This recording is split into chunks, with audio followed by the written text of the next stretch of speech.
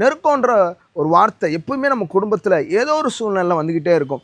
பிள்ளைங்க ஏதாச்சும் ஒரு பிரச்சனை மாட்டினாங்கன்னா அது ஒரு நெருக்கமாக இருக்கும். வியாதியில் மாட்டிட்டோம் அப்படின்னா அது ஒரு நெருக்கமாக இருக்கும். இப்படி நெருக்கப்படுகிற ஒரு தேவ பிள்ளை என்ன செய்யணும் அப்படின்னு வேதம் நமக்கு கற்றுக் கொடுக்குறதுனா, சங்கீதம் 118:5 சொல்லுகிறது, நான் நெருக்கத்திலிருந்து கர்த்தரை நோக்கி கூப்பிட்டேன் அப்படின்ற வார்த்தையை நம்ம பார்க்கிறோம். நெருக்கத்தில் இருக்கும்போது நானும் நீங்களும் செய்ய வேண்டிய முதல் காரியம் நம் கர்த்தரை நோக்கி பார்க்கணும்.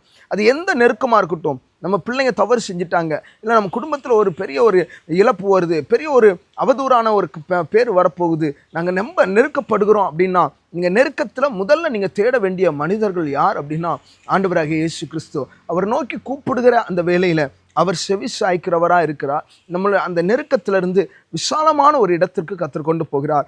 ஒருவேளை உங்களுடைய வீடு, உங்கள் நிலைமைகள் ரொம்ப நெருக்கத்தில் இருக்குது அப்படின்னா, நீங்கள் கர்த்தரை நோக்கி கூப்பிடும்போது நிச்சயமாய் கர்த்தர் உங்களை பெரிய ஒரு விசாலத்துக்குள்ளாக கர்த்தர் உங்களை கொண்டு போய் விடுவார் என்பதில் எந்த மாற்றமும் இல்லை. நீங்களும் நானும் நெருக்கப்படுகிற நேரத்தில் கர்த்தரை நோக்கி கூப்பிடுவோம். அவர் நம்முடைய சத்தத்தை கேட்டு நம்ம விசாலத்தில் கொண்டு போய் நிறுத்துகிற ஒரு நல்ல தகப்பனாய் உங்களுக்கும் எனக்கும் இருப்பார். God bless you. ஆமென்.